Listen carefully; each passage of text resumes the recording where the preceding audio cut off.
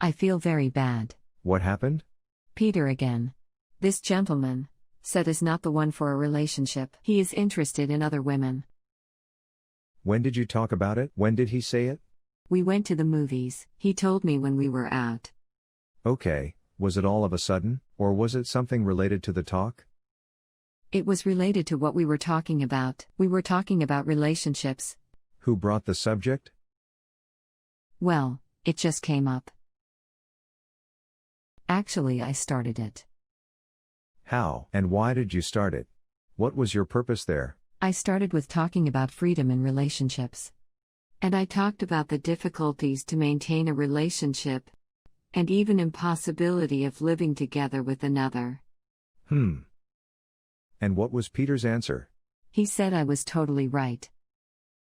We talked about the difficulties of being loyal and maintaining the relationships.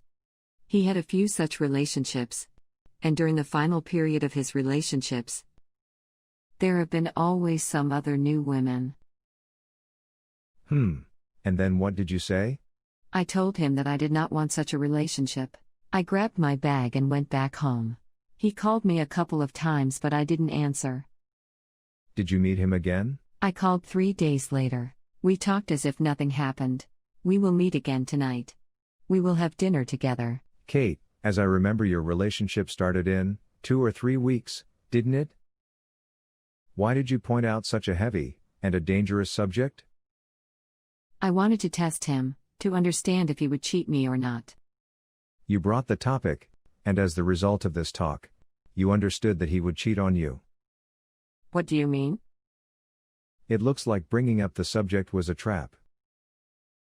Like you started the talk to understand his point of view about the subject you are anxious about. They are not the same. The things that we talked about with him are not popped out just as I asked. I mean, these are his ideas. Okay then, I just wanted to check if it is possible to look from different point of view. Did you ever start a similar talk to check your partner's thoughts in your past relationships? Actually, I did the same every time.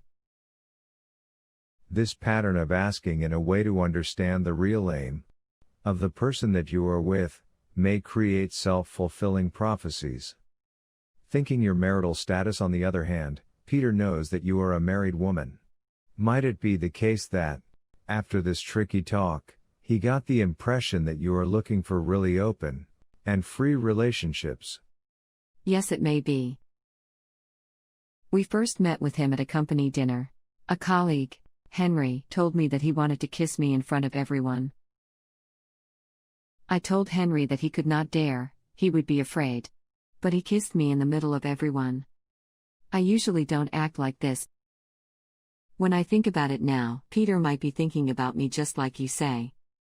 Maybe he's thinking that you're just hanging out with him as you are starting conversations about the free relationships, and maybe as you are making very brave jokes with your friends. And I also noticed that you dress up more than casual a little bit, and have an assertive makeup style. Can all these signals give him an unwanted message, that you are expecting those kind of answers from him? What shall I do? Shall I go out carelessly? Of course not that much. We talked about the behaviors that help our thoughts to maintain, and also, we talked about overcompensations. If we compensate, we can't understand others will like us even we don't dress in a fancy style, or have in very assertive makeup. Because of this, shall we dress in an average way and use again average makeup, to understand better that others can like us in this way? And also, instead of starting assertive and risky talks with Peter, can you try to just talk about your vulnerable feelings with him? Like you are feeling more closer to him even you are a married woman, or like you are afraid of losing him. In this way you may feel less anger as you express your feelings when they occur. Makes sense. I'll try.